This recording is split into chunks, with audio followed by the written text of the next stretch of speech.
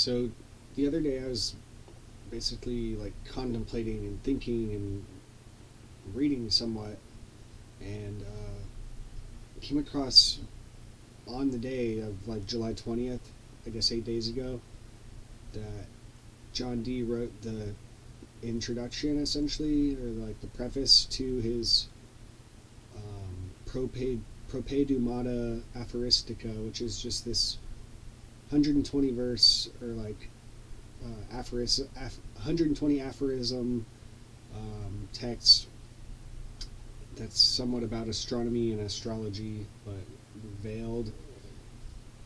But like veiled. And who was it? Jim Egan translated it and gave some like introduction. He like kind of says what order to read these texts. He says these translations and modernizations of Dee's major works are organized chronologically. However, I recommend reading the preface to Euclid first. It was written for the common Elizabethan. Blah blah blah. Finally, to return to the beginning of the book, the Propaedeumata Aphoristica, or preparatory aphorisms, are meant to lay a groundwork for the Monus Hieroglyphica. Read the first 20 aphorisms and browse the other 100. Don't be concerned if you don't follow all the astronomical geometry. Most of it is not directly applicable to the Monus, but he has tucked important clues every here and there. Then, to be really confounded, read the Monus Hieroglyphica. You may not understand what it means, but you will certainly sense how important it was to Dee.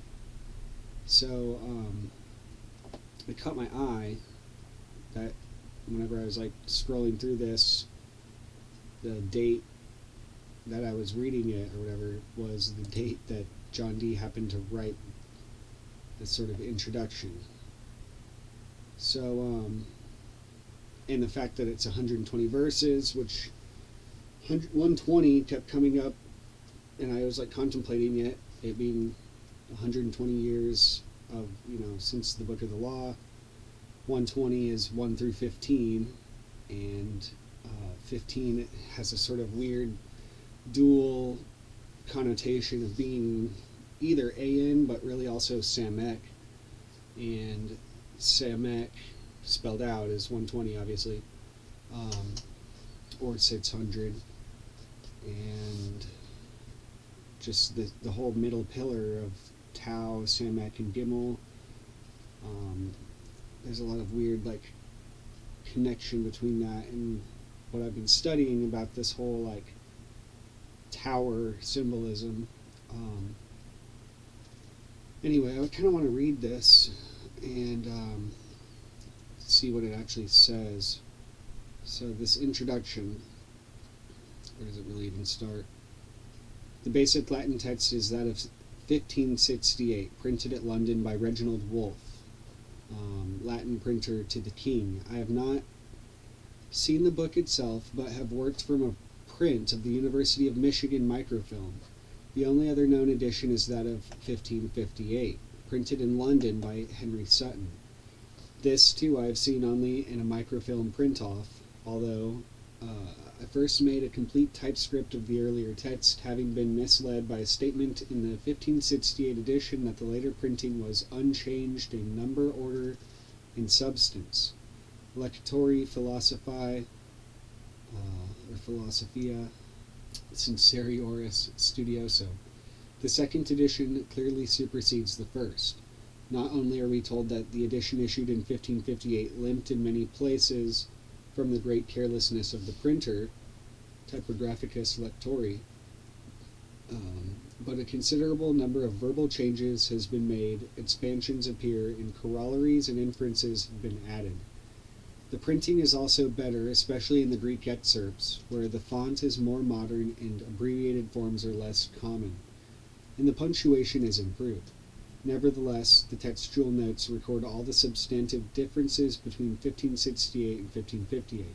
Differences merely in spelling, punctuation, capitalization, and italics are not noticed. The notation 1558 omits, when unaccompanied by an explanation, has to do only with the single word preceding the reference number. A note like 1558 ipsis means that a single word has been changed. For the rest, I trust that the textual notes will be self-explanatory.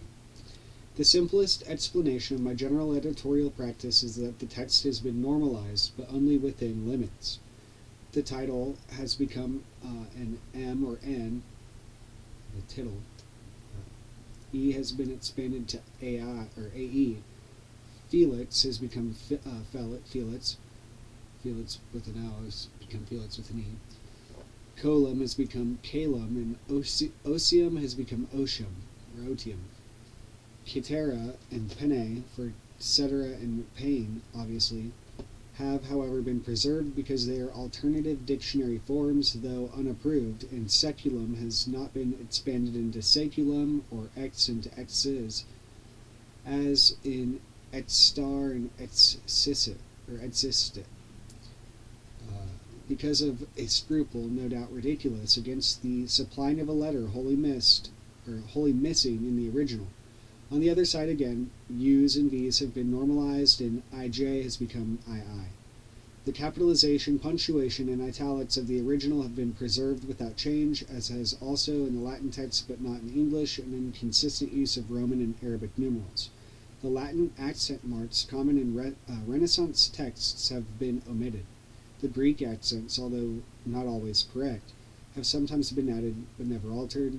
So this is all talking about the Latin, I believe, but no attempt has been made to discover the sources of Greek quotations. The quotation marks regularly indicate Greek phrases and sentences. The printer to the reader.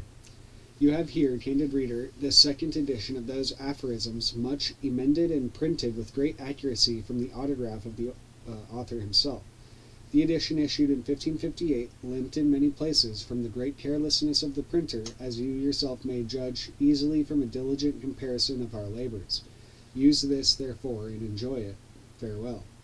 In the year 1567, from the Virgin Birth, in the month of December, London. To the very distinguished gentleman, Master Gerardus Mercator of Rupelmonde, renowned philosopher and mathematician, and by far his dearest friend, John Dee of London, sends hearty greetings. It is now the 11th year, most humane and learned, Gerardus, from that in which I left the university, having run through all the degrees of our schools in the 7 arts, called liberal, doing so, as the proverb has it, without cork in my nose, and undertook to travel into regions across the sea, for the purpose of investigating those sources from which, in our age, many channels of the best of those arts have been led to us, and of living on familiar terms with men whose lightest single day of writing would have furnished matter enough to require the labor of a full year for comprehension, while I formerly sat at home. And because, by the high favor of God, I chanced at the very beginning of my travels to fall first upon you, then busy in Louvain, and from your discussions with me my whole system of philosophizing in the foreign manner laid down its first and deepest roots, I now think it just and most suitable to reason that you should claim for yourself, as owed to your deserts, the first fruits of my labors while abroad. And this most of all because it was the custom of our mutual friendship and intimacy that during 3 whole years neither of us willingly lacked the other's presence for as much as 3 whole days, and such was the eagerness of both for learning and philosophizing, that after we had come together we scarcely left off the investigation for difficult and useful problems for 3 minutes of an hour.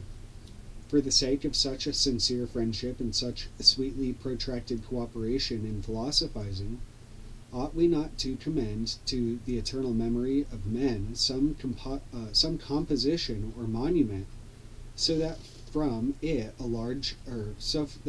later age of scholars may be aroused by its own disputations to form that most sweet bond of friendship by which our spirits are perpetually joined, in neither of them to despise the other's studies or to envy his learning, but to put their heads together for the investigation of truth and the expanding of useful sciences.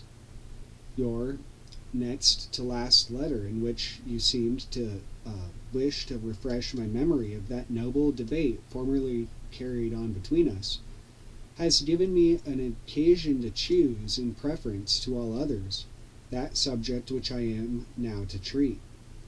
My health, which has been dangerously shaken for a whole year now, has not permitted me, even though I wished it, to write a longer explication, or rather demonstration, nor has the subject itself the power of the heavenly bodies seemed to require.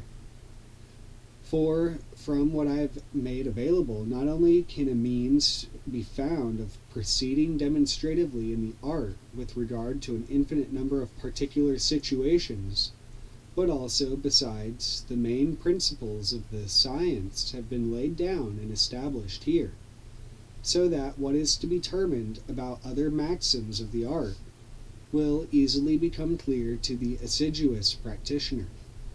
Neither do I test the infinite and unanalyzable trifles of many, or the worthless doctrines with which those who write about them cannot themselves establish by rational processes, nor can anybody else start from the forces of nature to understand such things by observation.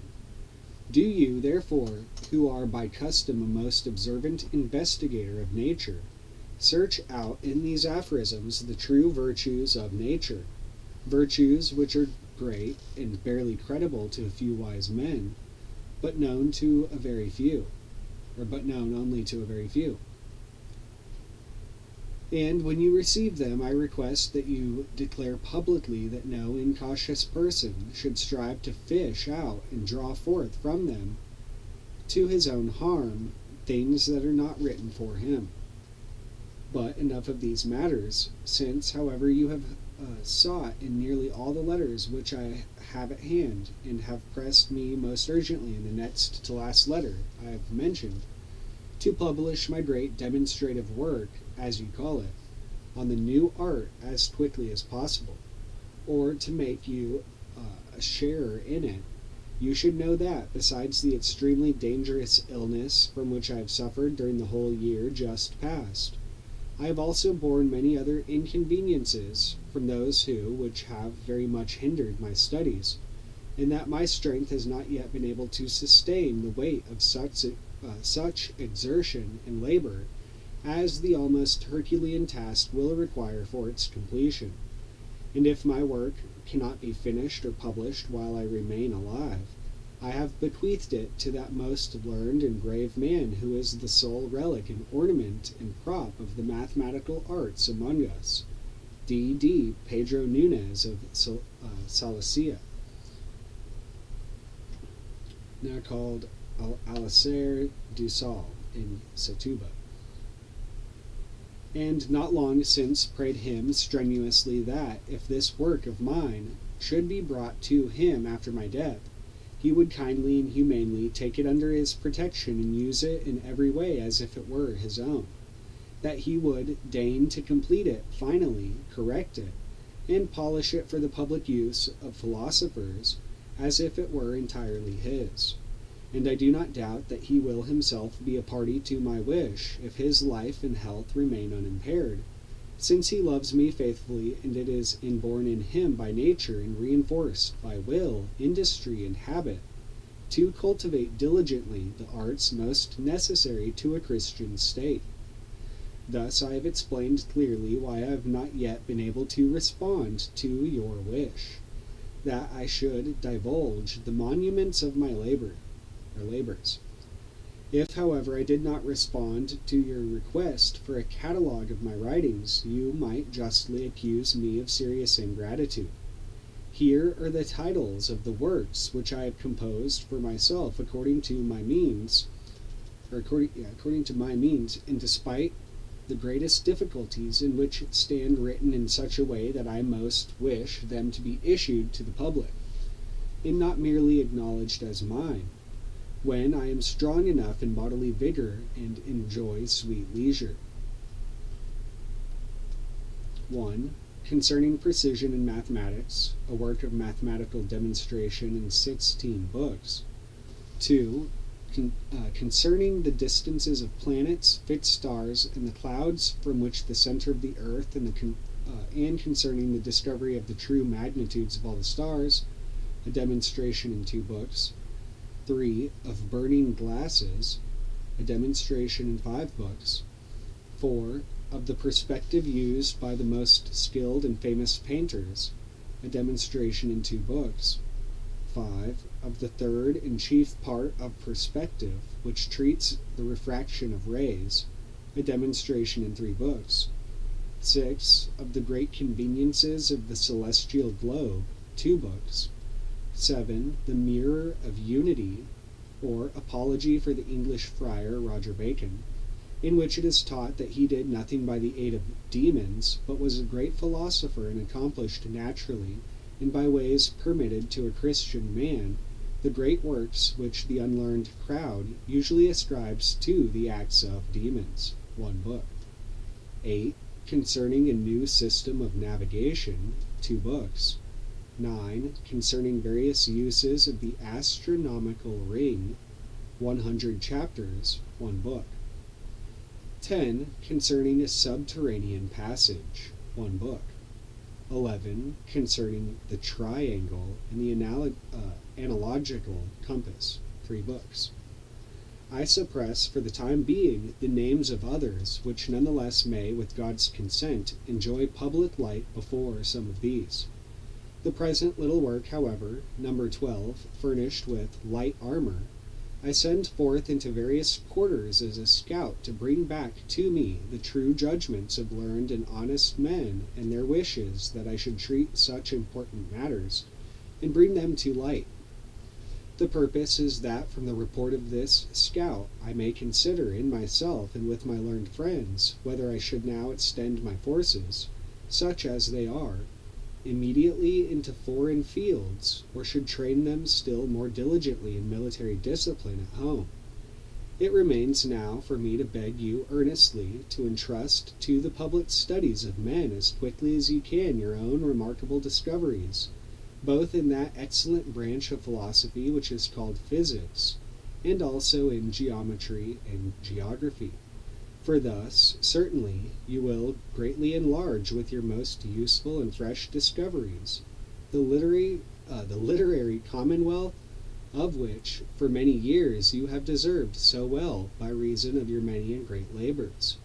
Farewell, and may the good and great God grant happy issues to your most beautiful undertakings. Once again, farewell. London, July 20th, in the year after our Redeemer's birth, 1558. So I found that kind of like resonant with so many different things of my own, even his use of the word wish and wise and fish. So that's weird. And here it says, this is December 24th, 1567, and this page is in the 10 years later one, 1568, instead of 1558 only. To the reader, who is studious in the purer philosophy, John Dee of London sends hearty greetings. Here are my aphorisms, issued for you now with second thoughts, but unchanged in their number, order, and substance. I am indeed aware that the aphorisms are for the more advanced. The books will certainly be rather long and difficult for those who have made less progress in the understanding of the many and great sciences. The unhappy person who turns to them from the usual and worn way of philosophizing will at once cry out that they are confused gallimaufry. Whatever I myself have up to now been able to understand, puzzle out, discover, hear, or see, by reading or meditating or testing or traveling, to be remarkable in what was ever put forward in the experiments or theories of any of the ancient or true philosophers, I have here entrusted to your studies, all of it, or rather whatever parts are choicest, collected harmoniously into one solid frame. Also, if you will, search diligently in repeated readings, by weighing everything with great care, You will assuredly observe, besides the most excellent discoveries of all our ancestors, with what wonderful and honorable ornaments the composition is packed. Nonetheless, you must not reveal openly to unworthy and profane persons what, driven by a yearning to illuminate and broaden the truth, so that it might be fully apparent, only to you, I have stretched the sinews of my poor wit to provide, lest, to your shame and mine, it should be turned to great harm. Friend, goodbye. Pray wish my soul well. From my library at Mortlake, December 24th, 1567. So here's the aphorisms, which I also just want to say, like, because I haven't went to the very beginning, but there's a lot of this book. This book has a big introduction, which is also very useful, I guess, but it's also complex. It gets increasingly complex. But this guy, the author Wayne Shumaker, he also wrote a book, The Occult in the Renaissance, I believe, or Astrology in the Renaissance. I don't remember. I think it's The Occult in the Renaissance, but it's some other books, but I know that one in particular.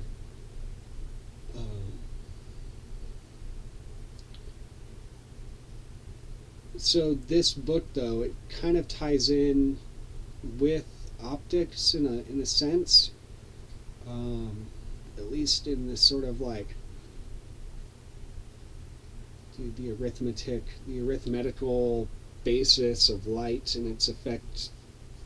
It's sort of like quantum nature is what they were kind of coming to realize, I think, over the course of a few hundred years. It was it gets complicated, but there's also this Kabbalistic sort of. Francis Yates talks a lot about just this sort of Kabbalistic basis behind the Rosicrucian movement and Renaissance. But so this is where it gets complicated. It gets like mathematical, but it kind of gives the basis of what he's like, the depth of what John Dee is really talking about in this book. But again, this or not this, but this book by Jim Egan, who again goes through this whole connection between Buckminster Fuller, John Dee, and Bob Marshall, and this sort of retrosity concept of, like, really when you take, again, this symbol, like, I should already have it pulled up, but the symbol, not even the symbol, but the grid of 0 through 99, again, the representation of 1 through 100, but sort of shifted with the 0 as the starting point, so that when it ends in 99, when you turn it essentially backwards, but also twist it, you can see the 0 through 10, and then it makes the like 11, 22, 33, all the way up to 99, right down the center. And there's just certain connections between all the numbers essentially being reflective. And that concept, which I had already started to find on my own, whenever I found coming up in my research, and then also my realization about the zero, like not the zero, but the circle, and how all the numbers can divide evenly into the circle except for 7, but yet when you multiply 360 by 7, which is 2520, or 252 times 10, and 252 being Nara, this sort of like Hindu connection between this sort of numerological basis and series, and then also, again, paralleled in John Dee, and then also brought up again by Jim Egan.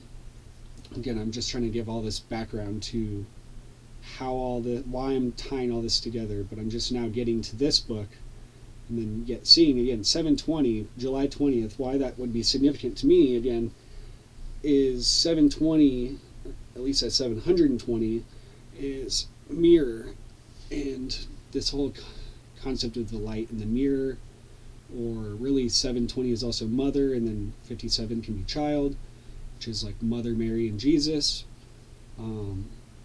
which can also parallel with the Hindu tradition with the Matrikas and Vishnu, essentially, or Manjushri, or Kalki being 81 also, which is related to the mouth.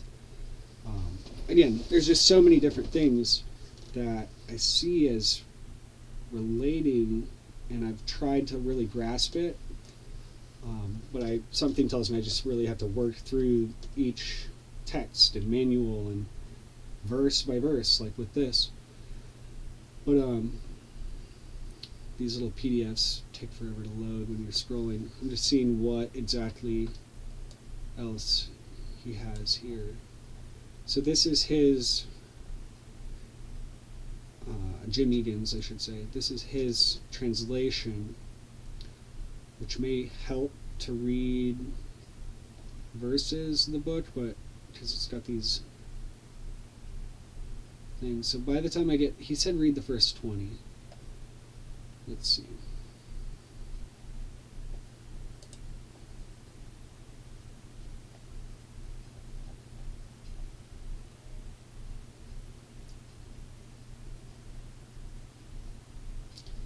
As God created all things from nothing against the laws of reason and nature, so anything created can never be reduced to nothing unless this is done through the supernatural power of God and against the laws of reason and nature. Against the laws of reason and nature, God created all things from nothing. Thus no created thing can ever return to nothing unless it is done through the supernatural power of God and against the laws of reason and nature. So he kind of flips it. But in actuality, if we artfully push nature using the principles of Pyromania, we may produce marvelous metamorphoses. By nature, I mean anything that has been created. In actual truth, wonderful changes may be produced by us in natural things if we force nature artfully by means of the principles of Pyromania. I call nature whatever has been created. So that's not different, or that different.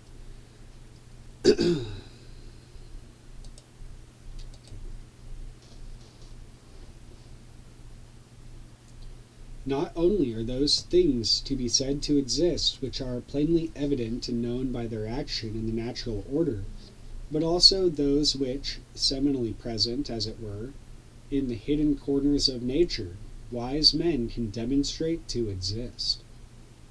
For whatever exists by action emits spherically upon the various parts of the universe rays, which, in their own manner, fill the whole universe.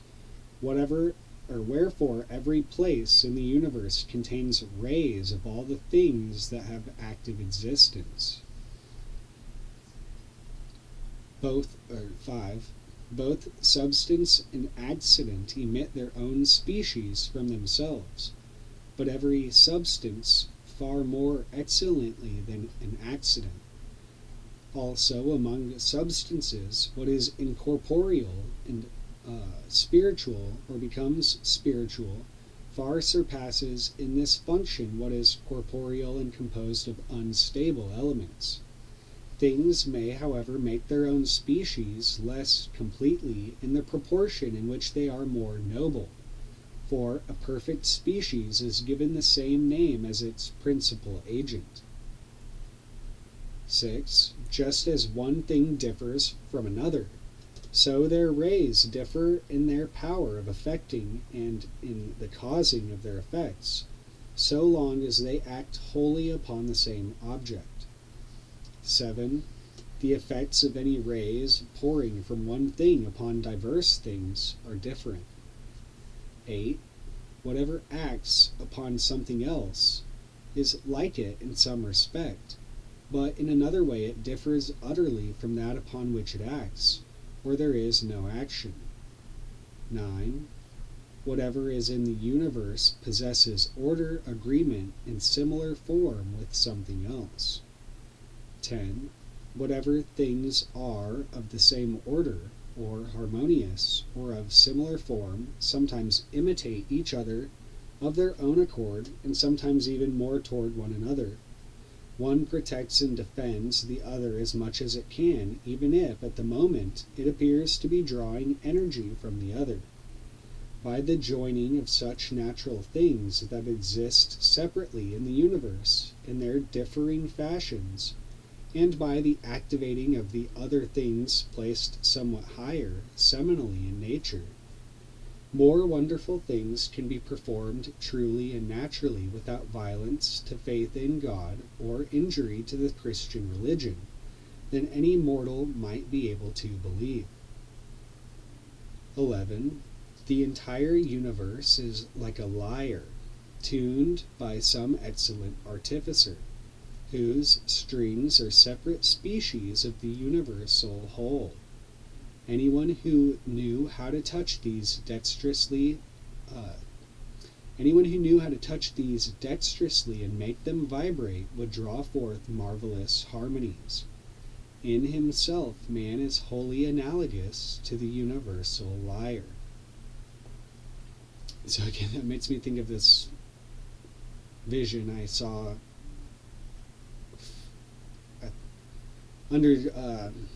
with the help, I should say, of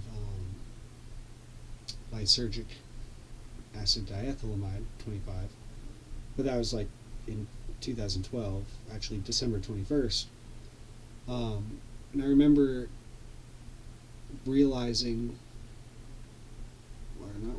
just visually sensing, I guess, my body as a sort of chord, and every sensation as a sort of vibration, but like a manipulation in a sense of that chord.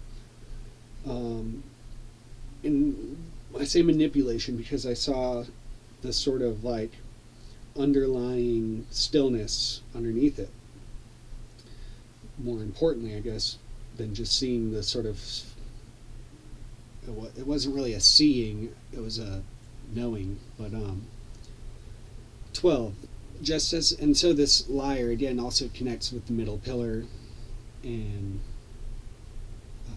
so many things. The rainbow comes to mind. Just as the lyre is an arrangement of harmonious and disharmonious tones, most apt for expressing a very sweet harmony which is wonderful in its infinite variety, so the universe includes within itself parts among which a most close sympathy can be observed, but also other parts among which there is harsh dissonance and a striking antipathy. The result is that the mutual concord of the former and the strife and dissension of the latter together produce a consent of the whole, and a union eminently worthy of admiration. 13. Our senses are not the causes of sensible rays flowing from things, but are witnesses of them. 14. Not merely spiritual species, but also other natural ones, flow from things both through light and without light, not to sight only, but sometimes to other senses, and they come together especially in our imaginal spirit as if in a mirror, show themselves to us, and enact wonders in us. 15. No motion is more perfect than circular, nor is any form exposed to human senses either more important or more excellent than light. Accordingly, these two will be especially characteristic of the most excellent and perfect bodies. So spherical lights, circular lights. It's funny, just being 15, which is like the eye, or again, Semek, which makes a sort of circular motion. And then the circle. 16. Whatever is in the universe is continuously moved by some species of motion. And so this whole notion of motion or moving lights, when light, and the whole concept of the speed of light It's very interesting, really, when you think about, like, brings up the whole concept of UFOs. Like, UFOs come up regardless of if you want them to. It's sort of their MO. 17. By means of the first motions, those which are most proper to the celestial bodies, all other natural motions of earthly things are both produced and ordered. Even heavenly bodies, however, are moved sometimes up, sometimes down, sometimes forward, sometimes backward, sometimes toward one pole of the universe or the ecliptic, sometimes toward the other. 18. In the four separate great wombs of the larger world are three distinct parts.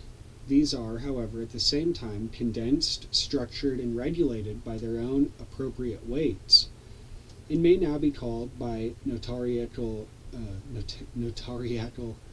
designation AOS or OSA or SOA.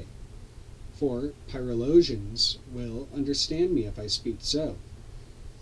Learn as exactly as you can the natural properties and effects of these three, not only the primary ones, but also the secondary and tertiary, in the way of reducing the tertiary to the secondary and the secondary to the primary. Similarly, you are especially to consider by what contingencies the same part may be the cause not merely of diverse, but even sometimes of contrary effects. 19. If 2, 3, or 4 elements are mixed in any quantity, you are to take pains to become informed of the true nature of the compound complexion or temperament by an art called graduation. 20. The astrologer is to discover, to the best of his ability, by what proportions of the elements, the various parts, humors, and spirits of the human body are composed. To investigate the same thing in other natural objects, and to understand it, is both very necessary and extremely pleasant. 21. Every seed has within itself potentially the entire and unchangeable order of every generation. The explanation is that both the nature of the place where conception occurs and the forces of the overarching sky that fall upon the place work together to this end. So the spiral and the seed, which the whole concept of Krishna and the Goloka all come to mind. 22. As it is the prerogative of the first motion that without it all other motions should become quiescent, so it is the faculty of the first and chief sensory form, namely light, that without it all the other forms could do nothing. 23. That thoughts obey bodies and do not belong among insensible things, existing as they do through bodily perturbations. What philosopher does not harp on this, and what mortal does not know it through almost daily experience? As also that the body is sensitive to the soul's sufferings. Wherefore the physician heals and regulates the soul through the body, but the musician amends and controls the body through the soul. Accordingly, whoever was able to fulfill, in a variety of ways, the office of both physician and musician could govern the bodies and minds of men almost according to his wish. But this, surely, is to be treated as a secret by discreet philosophers. 24. In the magnet, God has offered to the eyes of mortals for observation qualities which in other objects he has left for discovery to the subtler research of the mind and to greater investigative industry. I remind you now first merely of its attractive virtue, then of its expulsive, repulsive, or counteractive virtue, thirdly of its desire for a particular orientation to the sky, and fourthly of its ability to penetrate solid bodies with its essential rays. God willing, I shall explain other prodigies of the same philosophical stone at another time. Not here, obviously, the philosopher's stone, which was the end of the alchemist's experiments, but the magnet or lodestone itself. 25. The rays of all stars are double, some sensible or luminous, others of more secret influence. The latter penetrate in an instant of time everything that is contained in the universe. The former can be prevented by means from penetrating so far.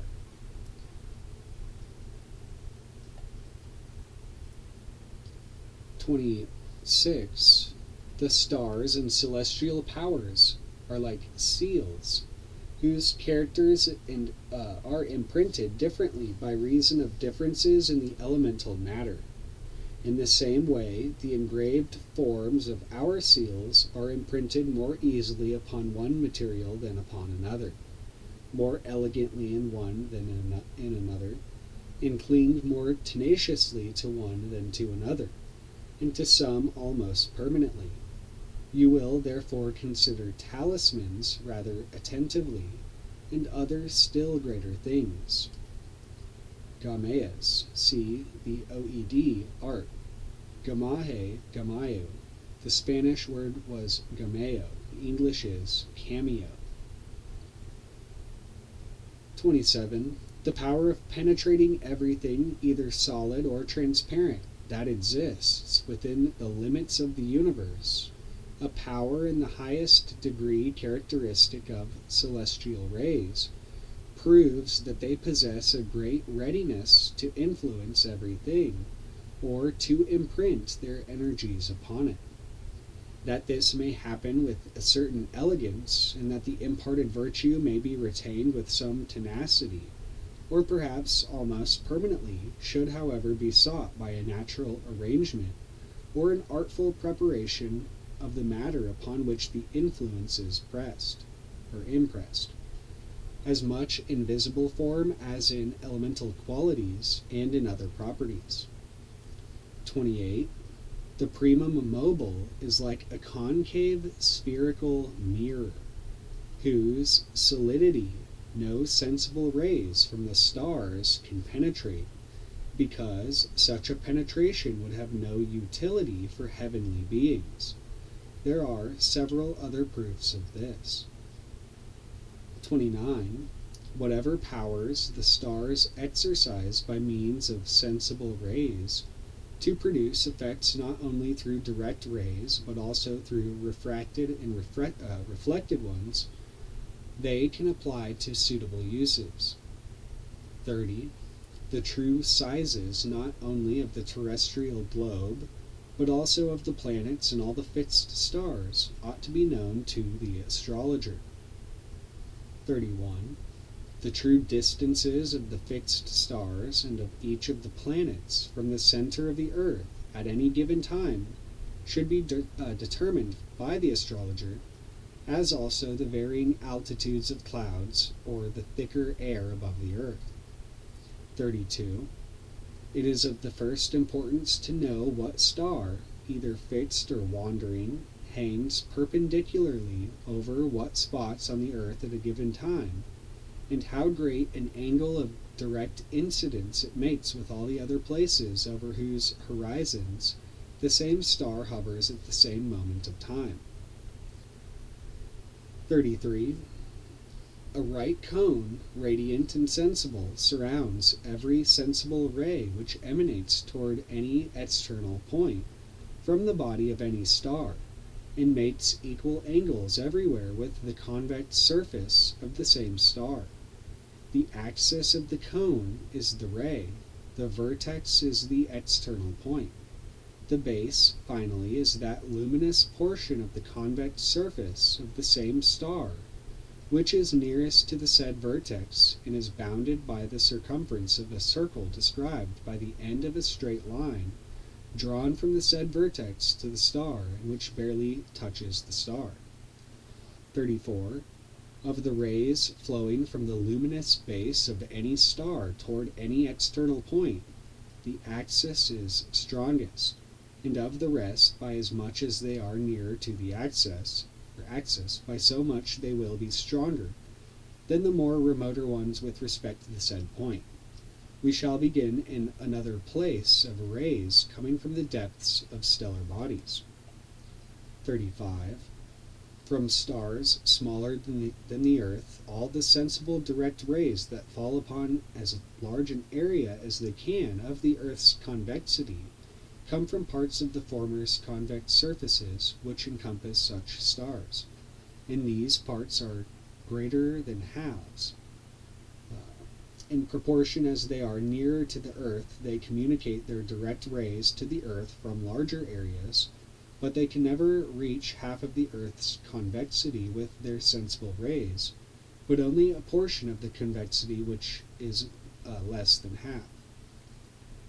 36.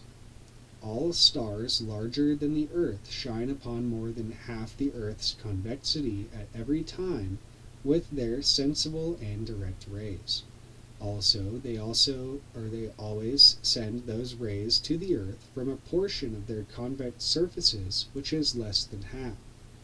And in the proportion in which they are nearer to the earth, they send direct rays to the earth from a smaller such portion.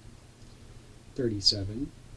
All stars smaller than the earth are stronger in proportion as they are nearer to the earth and pour upon it the rays of their light, notwithstanding the fact that they affect a smaller portion of the earth with their sensible direct rays than when they are farther off. 38. All stars larger than the earth imprint their rays upon it more strongly in the degree in which they are nearer to it, and they also illuminate a larger portion of the earth by their sensible and direct rays than when they are separated from it by a greater interval. 39. You are to consider with the greatest diligence the surface portions of spherical convexity of the earth and all the stars, whether greater or less than the earth, portions which in the stars are luminous, but in the earth illuminated by the stars, and which are made by the various distances of the stars from the earth to be of different sizes. These are bounded by both on the earth and on the stars by the edges of a truncated conical surface described by a straight line tangent to the earth and the bodies of the stars. We have treated of these portions in propositions 35, 36, 37, and 38. 40. To whatever point of the entire universe the right, radiant, and sensible cone of any star comes, the base of the same cone will always be less than half of the convex surface of the star whose cone it is.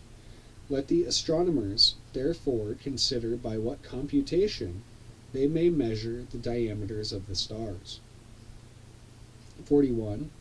By as much as the same star is further distant from any point of the entire universe, by so much the base of its right, sensible, and radiant cone is larger, and by so much as the star is nearer, by so much is the base smaller. So many things are popping up in my head. First of all, star is 270. Isaac Newton is 270. 270 is 3/4 of the circle. Tantra is 270. Those all seem disparate, but they're like related just because of the whole like angle and telescopes, stars, the warping nature of gravity, etc. And what was I going to say? Oh yeah, this whole circle and like not just the circle being 666, but that book Persephone, A Study of Two Worlds, which I didn't even realize I had already finished in the last post, but it has just this one little diagram of this sort of like cross-section of a sphere, essentially, and how perception is really only like one little like sliver, like a spectrum, like one little just a fragment. And yet that's kind of what this is showing in a sense, but it's showing in my mind like all of these forces, and yet when it comes to the times and timings for talismans, and according to these like old grimoires and whatnot, there's definitely a I don't know, it's just highlighting all that as more relevant, despite its sort of like, I don't know, simplicity. But 41, by as much as the same star is for, 42, you are to investigate the size of this conical base in every position of whatever star with respect to any other single point, wherever the point may be located. 43, the longer luminous right cones of a star are, for certain reasons, stronger than the shorter ones, but for other reasons they are far weaker. They can be recognized as stronger indeed from the fact that their luminous bases are greater, and again from the fact that their angles with the vertical are less. From these two causes together the following principle arises: that in longer cones more abundant rays, not only incident but also reflected, are more concentrated. Hence a greater force is exerted about such a vertex. But naturally and simply the nearness of the agent to that upon which it acts makes the shorter cones stronger. 44. You are to determine accurately the quantity of the convex lunar surface which at any given time is illuminated and turned toward us. That adds a whole nother layer. 45. We call our true horizon that circle which is described by the rotation of a line, whose fixed point is at the center of the universe, and at the other end situated in the highest heaven, in such a way that a straight line dropped from our zenith to the center of the circle will be perpendicular to this circle. But I have shown elsewhere that our sensible horizon is that convex portion of the terrestrial sphere which all impediments above the uniform curvature of the earth having been removed, is wholly visible to us, and is bounded by the circumference of a circle drawn by the end of a straight line, which is led from our eye to contact with the earth, and which touches the earth itself. By the same place I have explained that this portion can be seen by us as sometimes larger and sometimes smaller, depending on the variation of our height above the uniform curve of the earthly globe. Upon this consideration many things depend, and these skilled persons perceive to be of great importance in optics, in astrology, and in magic. And I think that the whole flat earth issue is people's inability to grasp the size, or the smallness of humans in proportion to the physics of Earth and its curvature. We're too small to physically perceive it even with our instruments, in a sense. We have to use a grouping of instruments to get an accurate picture and even geographical sort of imagery and whatnot. So it's it causes people to question the legitimacy of it itself. It's kind of funny. Corollary: whatever two points of the sky, therefore, are diametrically opposed, appear at any moment of time on an infinite number of true horizons. But any 2 points of the sky which are separated by less than a semicircle can be contained only in a single true horizon at the same point of time. What is that, 46? All stars larger than the earth can send sensible direct rays to us from some portions of themselves before their centers come to our true horizon by rising. Also, for the same reason, when in setting, their centers are depressed below the same true horizon, they can still illuminate us by their direct rays. 47. All stars, when they are on the true horizon of some earthly place, are more distant from the place in a straight line Then when they are elevated above the horizon of that place, either on the same day or on whatever different ones, through the distance of the star from the center of the earth will be the though the distance of the star from the center of the earth will be the same at the differing times, yet the sun, when it rises at the beginning of Capricorn, is far nearer to us than to those over whose heads it hangs when it is in Cancer. This is because of the greatness of its eccentricity, which is also changeable. 48. When the sun is below our true horizon, it furnishes rays of its accidental light to us through the air, as is shown by the brightness of twilight. Accordingly, the three superior planets and many of the fixed stars, when they lie further below the horizon than the sun does at the beginning of dawn or at the end of twilight, will communicate the virtue of their accidental light to us, though less sensible than the sun's light, as if they had their own twilights. I urge that the inferior planets should also be considered in this way. As I have also said, this is done not through any principal ray, direct, refracted, or reflected, but through the species of a species, as philosophers skilled in optics and catoptrics, or essentially light and mirrors, commonly say. Observe why the sun's dusks are unequal, and study in the same way the dusks, as I now call them, of the other planets. 49. Investigate why the fixed stars and the various planets, both those below the horizon and those situated elsewhere, may reflect to us or to other places on earth rays of their own light, not merely from the heaven itself, but also from the air, clouds, water, mountains, and similar bodies. Observe, too, the many fracturing of the heavenly rays in the air, the clouds, and the water, and you will be driven to wonder and to praise the infinite goodness and wisdom of God. 50. As every star has its own name from the imposition of the name of its god, in the same way it has in itself a nature and a special virtue, such as cannot wholly be found in any other. 51.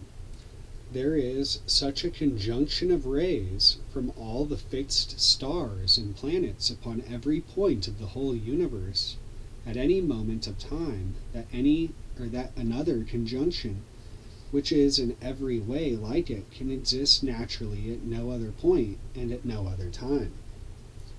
52.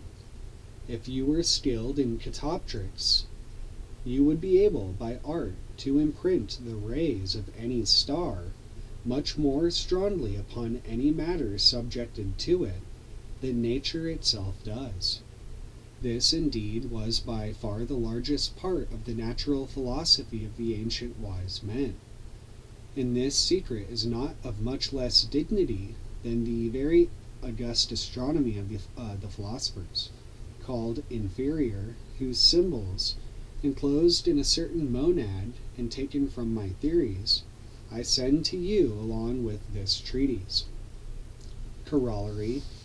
By this means obscure, weak, and as it were hidden virtues of things, then strengthened by the catoptric art, may become quite manifest to our senses. The industrious investigator of secrets has great help offered to him from this source in testing the peculiar powers, not merely of stars, but also of other things which they work upon through their sensible rays. 53. If anybody should wish to learn what the sun's light can accomplish through the moon, or what the moon can do by itself when not steeped in the sun's sensible rays, he can find out by catoptrical skill from the full moon and from the period of darkness during a total eclipse of the moon. It is, or literally from a total eclipse of the moon with a pause. It is unnecessary to point out that he may adapt the same kind of experiment to other problems. 43. The more nearly the radiant axis of any star approaches perpendicularity over any elemental surface, the more strongly the star will impel its forces upon the place exposed to it. Directly, to be sure, because of the great nearness of the agent, but also by reflection, because such reflected rays are joined more closely with the incident ones. A computation of the eccentricity in various parts of the zodiac can show us which planets are nearer to us, since the angle of incidence with our true horizon or some other surface will certainly then be very acute. But I have spoken also of these matters above. I mean now to state a general aphorism with respect to equal distances from the center of the earth, that it is both useful and very pleasant to consider the reason for this exception in various places within eccentric circles. 55 or 60. Wait, it's got to be 55. By so much as the passage of a star above the horizon takes longer, by so much it is better fitted to make a stronger impression of its virtue by means of its direct rays. 56. Because of the differing combinations merely of these three things, nearness, the angle of incidence, and pause above the horizon, oh, what a complex reckoning is generated of a single star's exercising of its powers above the horizon of any spot. 57. Any momentary state of the heavens now reaps its infinite effects, now bends and imprints its effective strength upon the seeds of other happenings, seeds to be ripened by suitable constellations. 58. Of all heavenly motions, that is the swiftest which the periphery of the equator makes constantly toward the west, in the space of 24 equal hours. And the common name for this is the diurnal motion of the whole. 59. The closer the parallel circles are to the equator, the faster is the motion by which their circumference follow the motion of the equator toward the west. 60. The circumference of any two circles parallel to the equator will have the same ratio to each other that their velocities will have within the diurnal motion of the whole. Apply this to the planets and the fixed stars with respect to their diurnal arcs, etc. The circumferences have, however, the same relationships among themselves as the diameters of their circles. 61. I affirm that we are to mark with the greatest diligence whatever periods we see to be completed by the celestial bodies in accordance with the inviolable law of most powerful nature.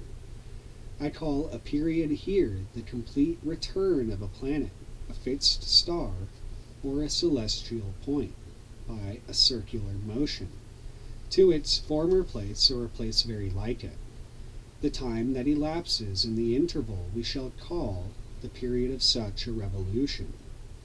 Being 61, I believe that would be like the middle of this whole thing. 62. We receive from nature these more noteworthy circles: the horizon, the meridian, the equator, and all the circles parallel to it, the ecliptic, the eccentric circles of planets, the epicycles, and others, which I urge are to be learned carefully from the theorems about the planets and from astronomical canons. 63. All circles commonly said to be of positions are circles naturally defined. Since all these are the true horizons of certain other places, they will be positioned, even though innumerable, between your horizon and the meridian. But in the degree that you approach nearer to the celestial poles, you will see nature reject them progressively, and under the poles themselves admit only two of the three most general ways of drawing horoscopes, as she also especially allows only two on the equator. In intermediate positions, however, she permits three, namely by meridians, by circles which cut the longitude of the ecliptic at the right angles, and by horizontal circles. And yet nature divides the properties of her forces in an infinite number of other ways. 64. An equatorial period is the return of some point of the equator or of some other celestial point to the same meridian, and is completed in the space of 24 equal hours through the diurnal motion of the whole. This is the simplest of all the celestial periods, however, and is always equal to itself. 65. A natural day, or the diurnal period of the sun, is the time that passes while the center of the sun is brought back to the same meridian by the diurnal motion of the whole. That period, indeed, is of a very unequal duration. 66. The sun's tropical year is the periodical time within which the sun, through its own motion, is restored to the same point of the great ecliptic. The length of this has been observed to be in our age 365 days, 5 hours, 55 minutes, and approximately 20 seconds. That the length of this period, too, is variable, the precise observations of excellent mathematicians show. 67. The sun's sidereal year is the periodical time that elapses while the sun, through its own motion, returns. So again, the way they viewed things, returns to the same fixed star or to an exactly equal distance from the same fixed star from the longitude of the ecliptic. Thebites, or Thebites, the son of Cora, discovered the duration of this to be 365 natural days, 6 hours and 9 minutes and 20 seconds. But Copernicus has shown that it is somewhat greater in our century, namely by about 20 seconds. 68. You should know that the true lunar periods, both to the same longitude of the ecliptic and to the conjunction with the sun, examined numerically by exact reckoning for any given time, they are extremely unequal. 69. The moon's diurnal period, or a lunar day, is the completed return of the moon's center to the same meridian by the diurnal motion of the whole. This changes its length almost day by day. When we consider also similar returns of the remaining planets of the same meridian, we shall call them the planets' days. That is to say, of Saturn or Jupiter or Mars or Venus or Mercury. The very slow motion of the fixed stars in the space of a single day will show little difference between their diurnal period and that of the equator. 70. As of luminaries relative to the ecliptic, I commend to you for consideration in this way all the periods of the remaining 5 planets, which they truly and naturally make at every time, both in their eccentricities and in their epicycles, through their own motions. I urge you, however, to distinguish the simple periods as well as you can, in themselves and the compound movements separately. 71.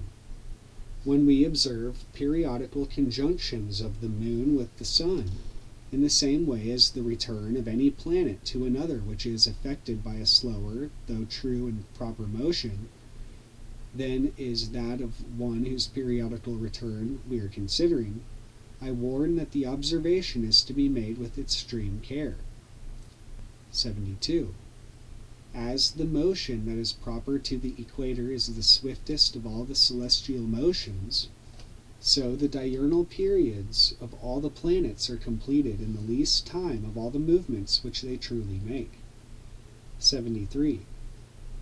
From the imitation of celestial bodies, which is perceived in inferior things to be made in some regular and orderly way, those who love pure truth and experiment studiously can infer very clearly what thing, either as a whole or in some one of its parts, is most subjected to what planet or fixed star or collocation of many stars, so that the planet or fixed star or collocation of many stars can be judged to be the principal and, as it were, proper significator, to use the astrologer's term, of that thing or effect. That the imitation can be performed in various ways, I believe, is known to everyone who philosophizes. It is not to be supposed that I wish this to be observed either in movement alone, in form or in shape, but also in other properties and qualities. Inference 1. By associating things marked in this way with analogous stellar markings in the microcosm, the assiduous mage will discover a very great harmony. For things that are of the one conform also to a third, and must have some similarity between themselves. Inference 2. When any two of these three have been noted, what kind of third is to be sought can accordingly be known. The anatomies of these three, peculiar to them separately, are in the other two, but in a different way, celestial, terrestrial, or microcosmic. For example, I suggest to you the sun, gold, and man's heart as objects to be considered by means of the laws of anatomical magic. 74. In whatever signification any planet, fixed star, or group of many stars, or some place in the sky is especially eminent, all the other planets and fixed stars should be compared with that significator in that signification, so that by skillful investigation it can be inferred that help or hindrance, or what help or hindrance it may receive from them in performance of its office. 75. That the mutual spaces among the fixed stars have never been altered in the whole eternity of time shows that the stars are very much superior even to those things in the elemental universe that strongly retain an unvarying condition in their situations, since even these, however, are borne so uniformly along the longitude of the ecliptic toward the east by a certain motion, to be sure a very slow one, as if all were driven by the same spirit. This signifies that changes and vicissitudes occur even in our most important affairs, or in those of them which we now judge the most stable and most self-consistent. The revolution of the stars, finally, by means of the diurnal motion of the whole, has been established for the sake of the total and unceasing celestial harmony which reverberates from all the fixed stars, a harmony which is a kind of first form of everything, by which they are bound mutually to each other, and to the entire elemental kingdom, and which shares the whole in the fullest possible way with each of its particles, partly through their principal rays and partly through their accidental ones. The most beneficent and wise maker of the whole, having ordained things in this way, if this were not so, no particle would be preserved naturally, even for a single day. 76. As the proper motion of the fixed stars shows us generally, the same stars are the causes of such effects as, by a long passage of time, may undergo growth and change. Thus, by reason of the natural peculiarity that exists within any two fixed stars, or among many, as much because of their sensible ray as because of a specific power, it is necessary that the natural or the nature of the event, which is performed or specifically signified by two fixed stars, or by many, should be diverse. 77. It often happens that a feeble agent gives indication of stronger action than an agent which is judged to be naturally stronger, sometimes because of a difference of the subjects upon which it acts, either in their native disposition or in an artfully produced one, but sometimes for other reasons. This is best known by those who have paid their respects to the threshold of the holy art. What is 7 times properly separated by is prepared also to be 7 times joined for the making of that most famous philosopher's stone, properly cameo or talisman, but also a stone that bore peculiar markings of apparent import. I dare affirm that, God willing, that this is David's 7 times as in Hebrew, which has thus been expressed for us in the dual number. 78. It is therefore not surprising that certain of the fixed stars which are judged to be least among them produce, in particular years, definite and sensible effects in the air and other things, now because they are more than 18 times greater than the earth, even though situated at an enormous distance from us, now either because they find an especially suitable arrangement in the matter upon which they act, or because their rays are strengthened by another planet and turned more vigorously and steadily toward the earth, or because, helped by some place in their surroundings very well fitted to force out stars' energies, they repeat the action of their forces at such small intervals of time. What then should we think of those fixed stars, of which some surpass the whole terrestrial globe in their vastness by 30 or 54 or 70 or 80 times? And what, I ask, ought we to believe the effectiveness is of those which contain in their hugeness 107 times the earth's solidity? Interesting. How much, which 107 is mentioned in the calculations of back in the beginning of this book. How much divinity, as it were, are we to think is derived by the earth at one time from all the fixed stars of all the orders distributed through the sky in their most divine harmony? 79. If, from the time of a natural day, one equatorial period is subtracted, and the remaining time is resolved into portions of the equator, it will appear most clearly how great a portion of the equator toward the west is truly and naturally moved forward beyond its entire period by what are called right ascensions within the space of a single natural day. And this is a true and specific demonstration of that most useful and admirable astrological happening which is commonly called diurnal direction. 80. When you examine the directional progress of the equator in any chosen natural day, according to the right ascensions of the sun's position, then observe also, along with it, any other desired place of the entire celestial machine. You will mark carefully how great a directional advance is made by this above either the meridian circle or a horizontal one suited to that place in the interval of time while we measure the basic forward movement of the sun's position. We now establish the quantity of the directional motion by either right or oblique ascensions. So I just realized, like, day being 15 is Daleth, Aleph, Yod. Day is 15, which is 1 through 5, which is like the Tattvas. I don't know, it's just, again, Samek being that sort of motion, the diurnal or eastward motion that he's talking about, that sort of wave.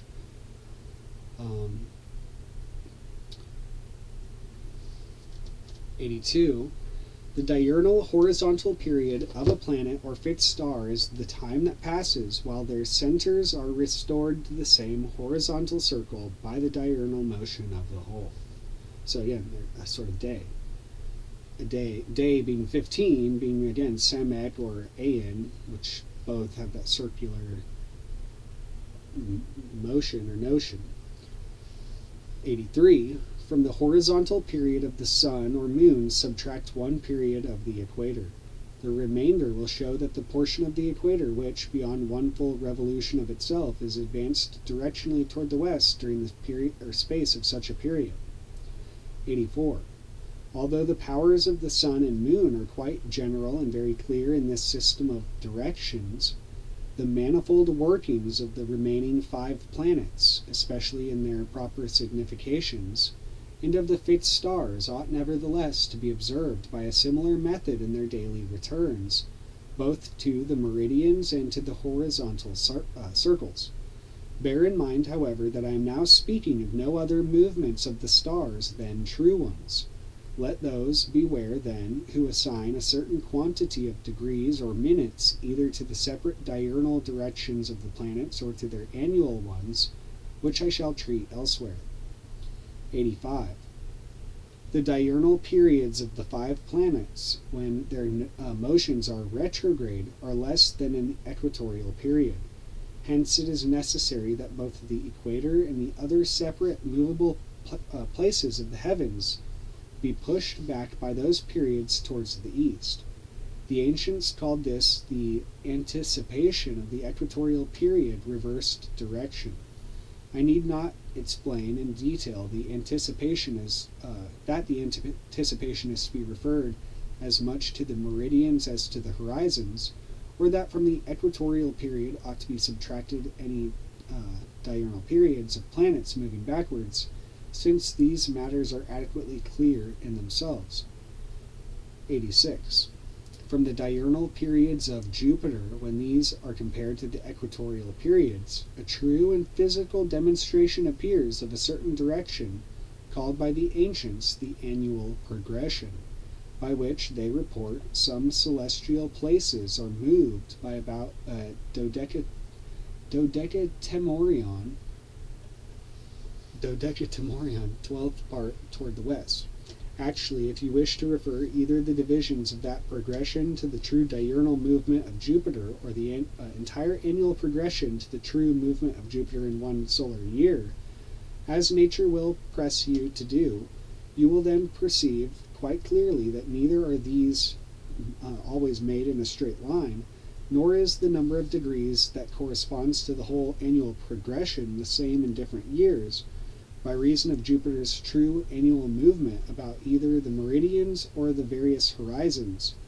Finally, not merely 5 or 15 places can or ought to be considered in this way, but an almost infinite number of places of both planets and fixed stars. 87. It should be considered not only how the direct motion of a planet contributes to its making of a longer stay above our horizon, but also in what proportion, or for what reason, it makes the movement to include the harmonic period of the equator within its own diurnal period. Finally, I note that this makes the planet much more apt to produce its peculiar effect along the longitude of the ecliptic. Accordingly, it is not opposed to reason that planets moving in a direction should be a direct course should be judged stronger and endowed with a certain benevolence. To the form of fortunioque is puzzling. The form of fortunioque is puzzling. Thus, it is most certain that when they are borne by a rapid motion, they both have greater strength and act out their significations more happily. At what time greater nearness to the earth coincides with a faster movement of the planets can be manifest to you from my theorems. 88. A retrograde planet seems somehow to violate a constant rule of nature by completing its diurnal period in a briefer time than the equator itself, whose motion, in that it is the swiftest of all and always the same, stands as a temporal norm for us. Secondly, since all the celestial bodies, by a general ordinance of nature, ought to follow the prima mobile in their manner of daily motion, A retrograde planet, as if taking the bit in its teeth, seems by its own effort to snatch away some part of its office from the primum mobile. Thirdly, it removes a small part of that universal harmony from each of its diurnal periods, and after the passage of some days it will seem to have pushed back an appreciable portion of the whole towards the east, and it seems to have done the equator a serious injury, since it ought to be swung about perpetually toward the west. Fifthly, that stubborn planet appears to abandon its proper and principal office, for the proper period of every planet ought to be completed toward the east. Sixthly, it will be judged to refuse an opportunity which it could have used to exert its powers more strongly on account of its longer stay above our horizon.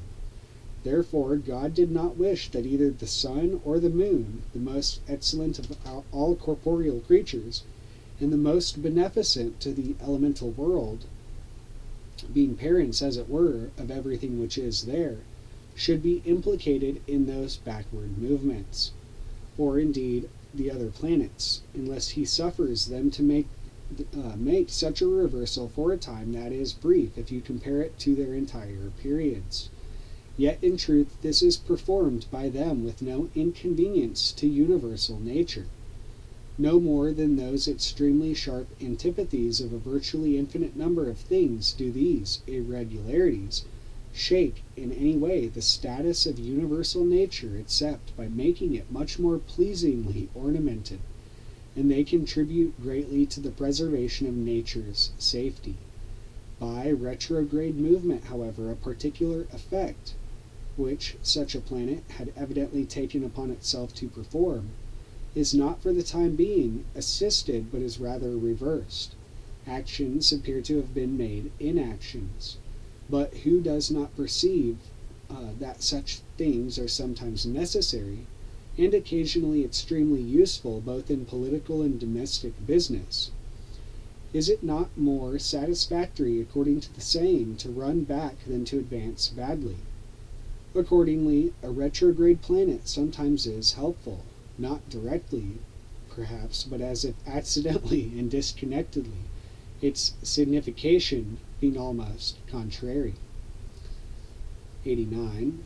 Planets situated at their greatest distances from the earth, near their apogees, exercise their powers more strongly and splendidly in matters of which they would then be proper significators than they do in the same matters when they are born close to the earth, near their perigees.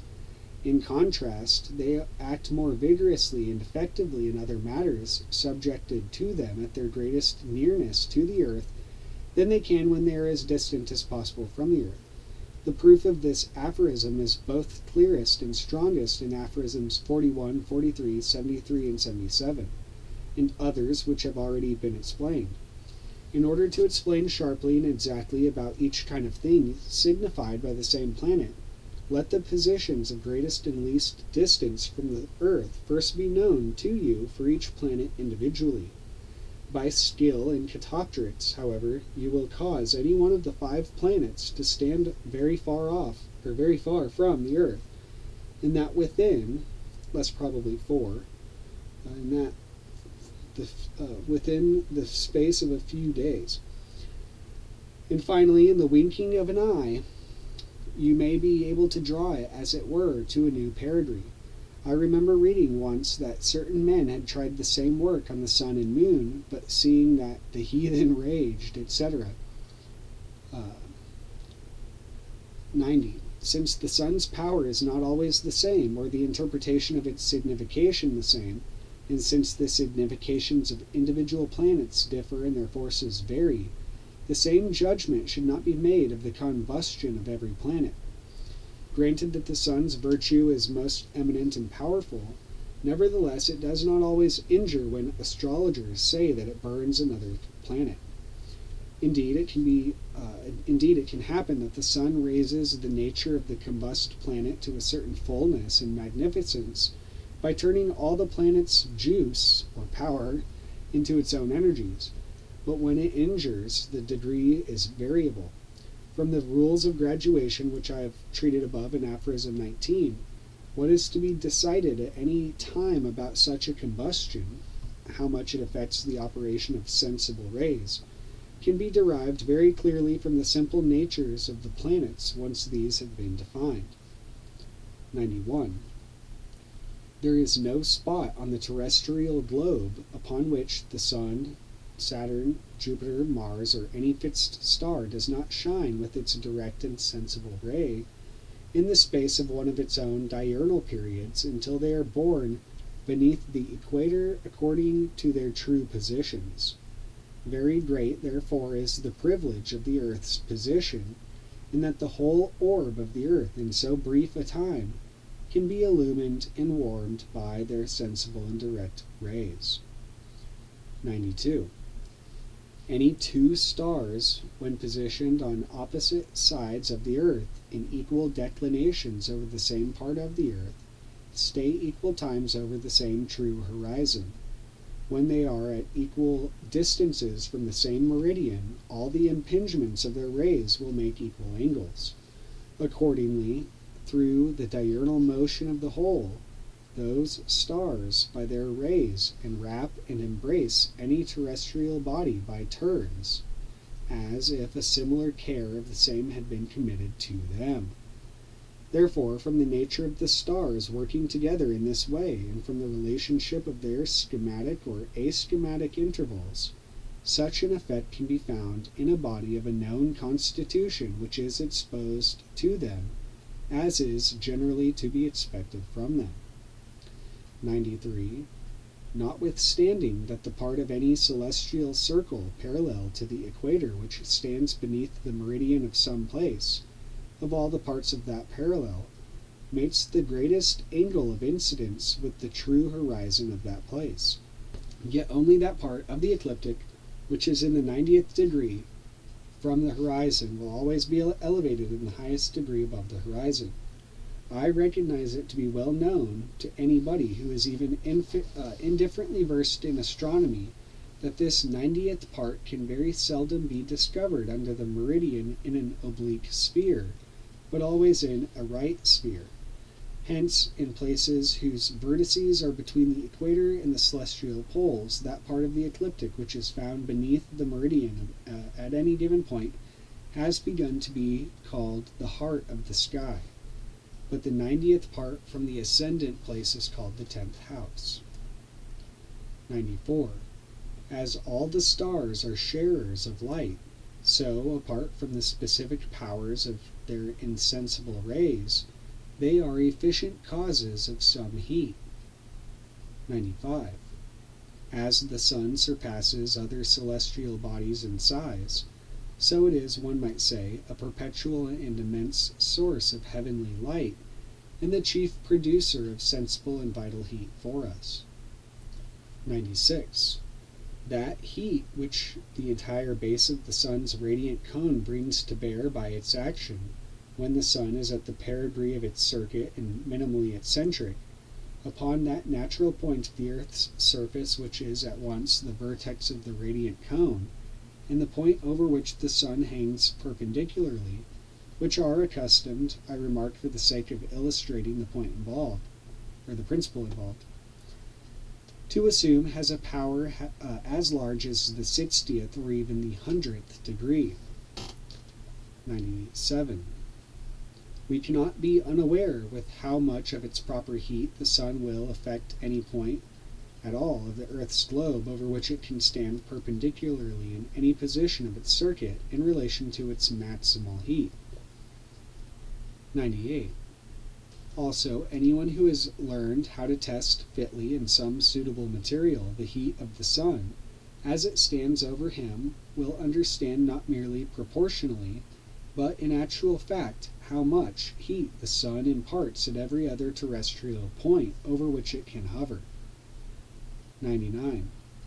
The proportion being given of 2 degrees of heat which the sun furnishes in 2 different places of its circuit on terrestrial points that are perpendicularly beneath it, if at any given time when the sun is shining upon us, there can be produced sensibly by some kind of artifice a heat which is equal to that of one of the 2 points. It is also possible through artifice and industry at the same moment, or at any other when the sun is shining, for such a degree of heat to be produced sensibly that it will be equal to the other. But this is not the place to explain at how great a distance. 100. By means of these same rules, examine rather accurately how far the other planets lack the sun's heating power, by reason of their conic bases, with respect to any point of the earth, over which they can stand perpendicularly, at their smallest distances from the center of the earth. You will compare their bases at the distances with the base and distance of the sun, and understand the heat produced by them. Only hold this steadily in mind, that each planet, by reason of its own peculiar body, mixes some other sensible quality with the general virtue of its heat. You can find out of what kind it will be. You can find out of what kind it will be not merely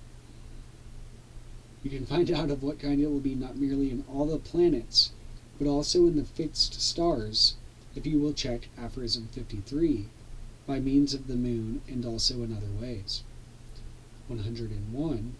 The diversity of the moon's heat upon any point over which it can stand perpendicularly can be learned also from the rules about the sun, provided, obviously, that we determine at any given time not only its distance from the earth, but also the size of its convex illuminated part, which it turns toward the earth, like the conical bases in the other planets. I leave to the consideration of the wary and industrious astrologer's judgment the fact that the lunar rays do not assist one another so fitly in their working when the moon is horned as when it approaches nearer to fullness. As in these aphorisms, I leave much else to the judgment. 102.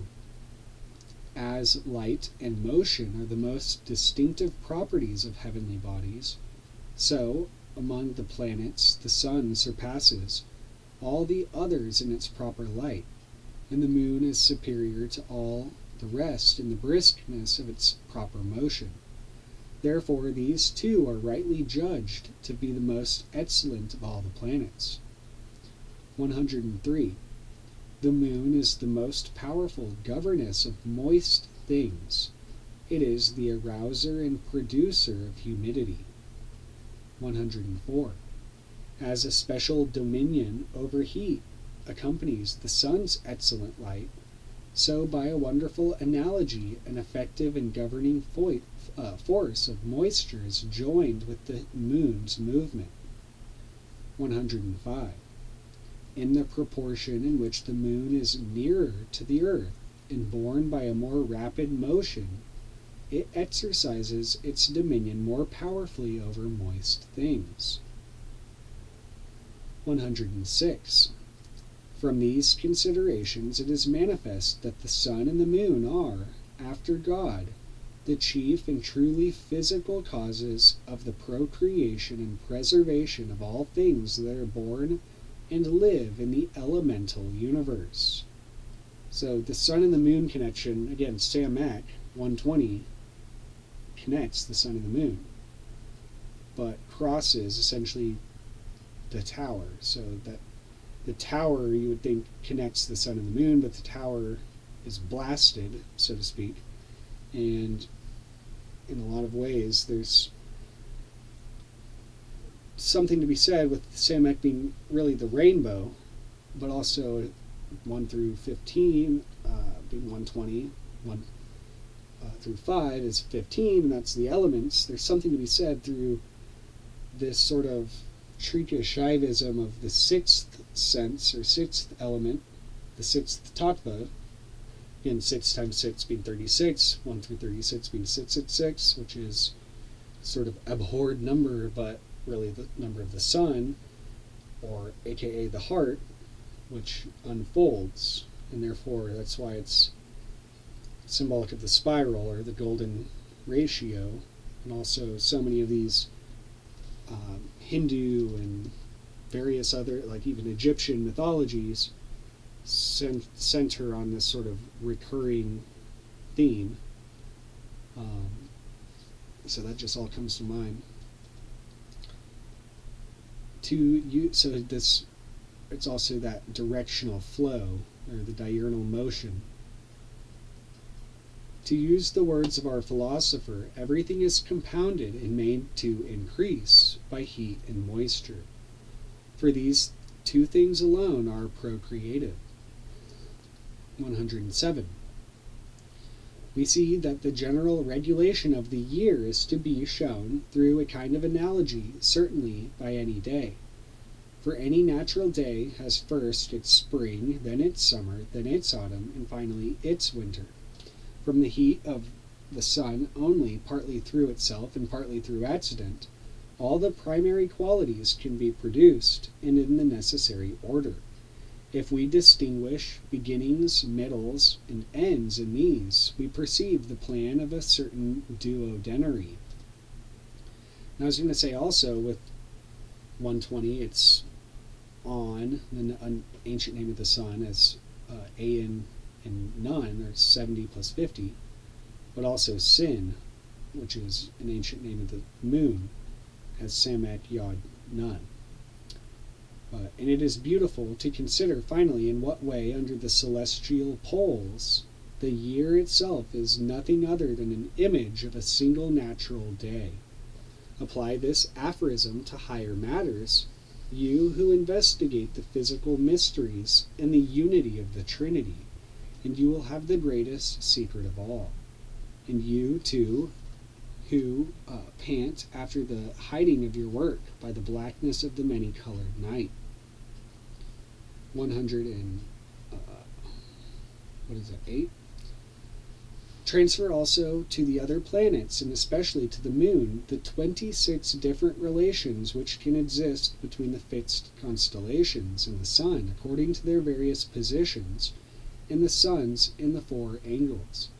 There will arise from all the planets, together with the fixed stars, when they are compared in this way, 182 different reckonings to be considered. Learn these relations to the sun from the 8th book of the great composition of Ptolemy, the Almagest. 109.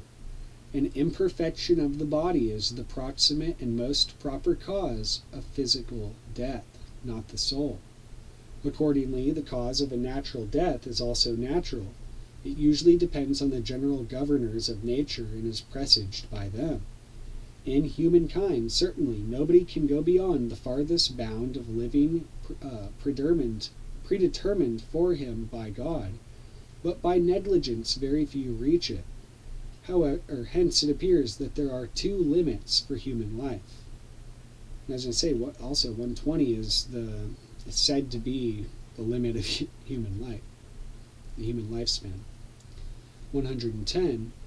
The human soul and the specific form of every separate thing have far more and more excellent virtues and operations than either the body itself or the same things matter.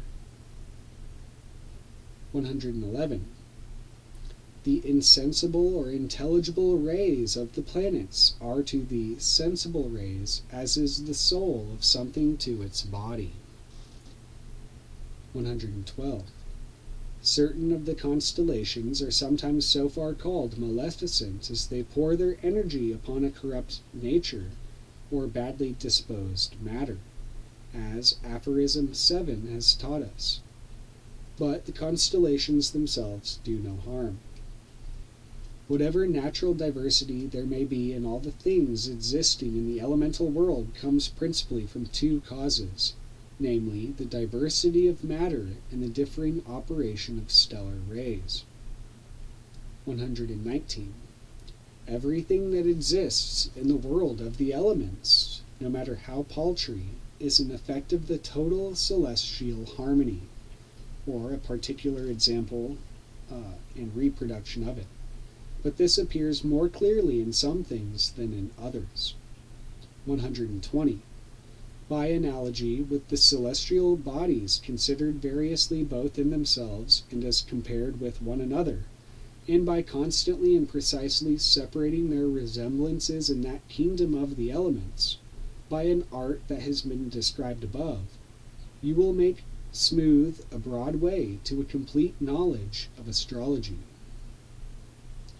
And so I guess, no, that's 115. This was 111, 12, 13, 14, 115. Because this is 116. I'm just bad with Roman numerals. I don't really use them. Since 7 planets can show us 120 different conjunctions, that is to say, when 2 are conjunct, 21, when 3, 35, when 4, 35, when 5, 21, and when 6, 7, and when all are conjunct, 1, the greatest philosopher may tell us most truthfully that in these lies the knowledge of things procreated in the universe, of their origin and of their destruction. For dealing with these 120 conjunctions, I propose the following very general method. When only 2 of the 7 are conjunct, there can be 21 different conjunctions, and in each of these it should be considered which of the 2 planets is the stronger. Thus, from the conjunctions of 2, 42 different considerations arise. For the same reason, from the corporeal conjunction of 3, 210, of 4, 840, of 5, 2,520, of 6, 5,040, and of 7, 5,040 different permutations can be produced.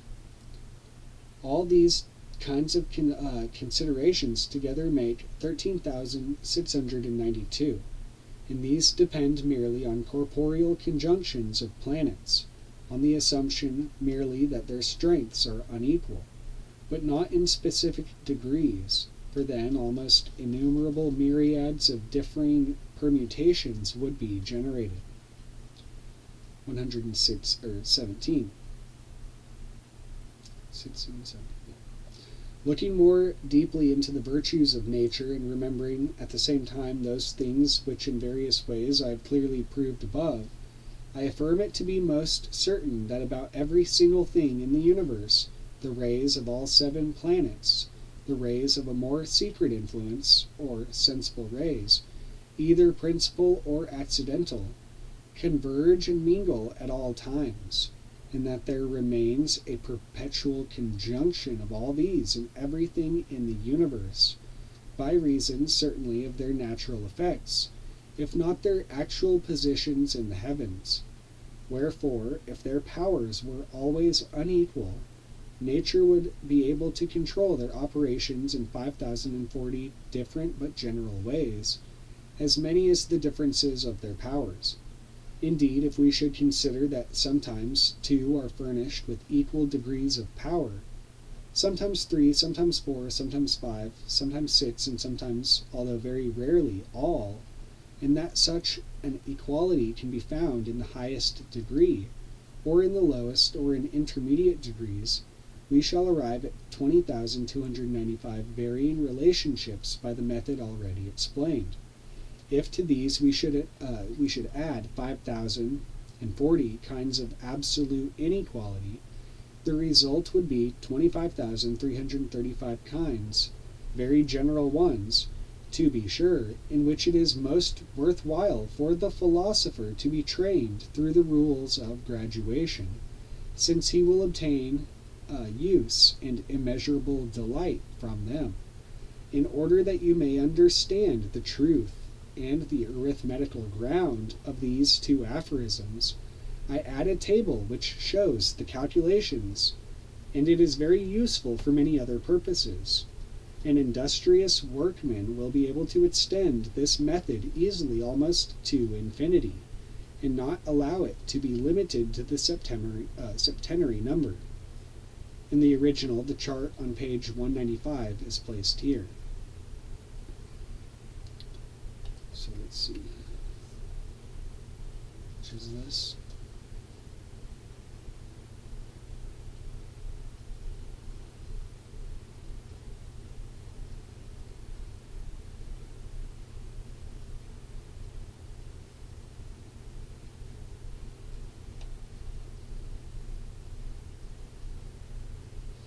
Since the system underlying the construction of the second part of this table may be more difficult to see, I will offer an example and then an explanation so that concerned persons may be helped a little. If only 2 planets of the 7 are determined to be of equal strength, 6 general distinctions will be found among the strengths of all, as appears from the 5th and 6th columns.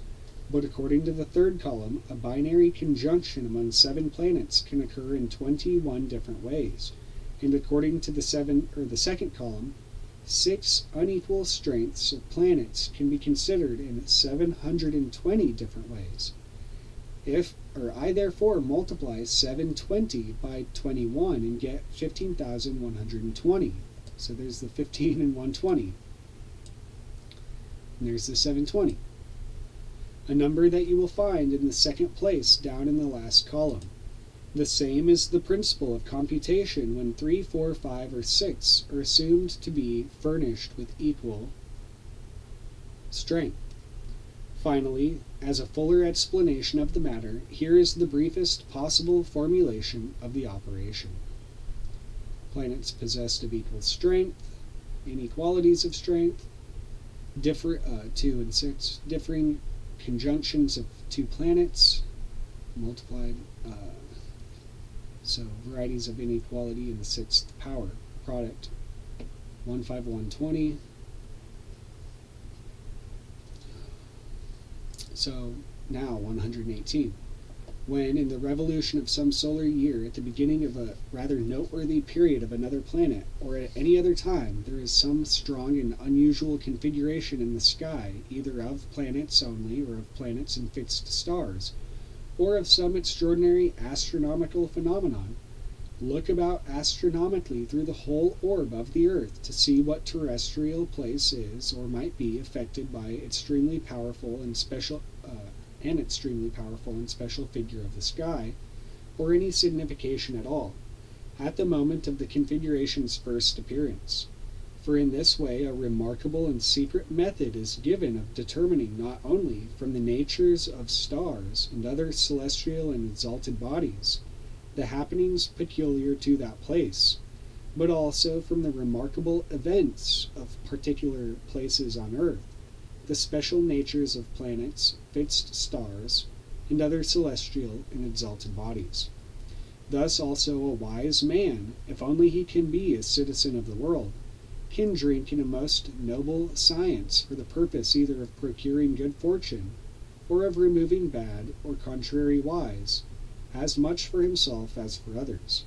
Of such great importance is the convenience of terrestrial places. Comment.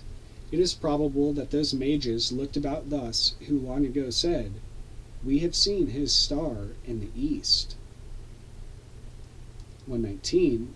Nothing happens to men without cosmic sympathy, as thrice great Hermes has taught us. 120. Suitable divine things in their revolution are sufficient to preserve the continuity of everything generated physically in the cosmos. Suitable divine things in their revolution are sufficient to preserve the continuity of everything generated physically in the cosmos. So the Samek, which is temperance, and that's basically the resurrection is symbolized often by 360, not 360, but Shin, the Judgment card, but Samek also is very much about the regeneration. Honor and glory to God alone. So I wanted to read that because it's essentially like a preface to Monas Hieroglyphica. The quaternary resting in the ternary. Let the waters above the heavens fall, and the earth will yield its fruit.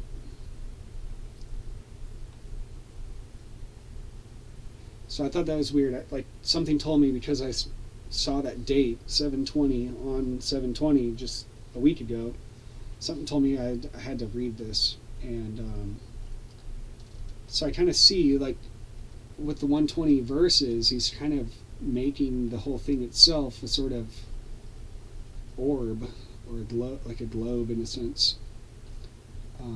That's at least what visually I saw. But I don't know. Here's the notes to it.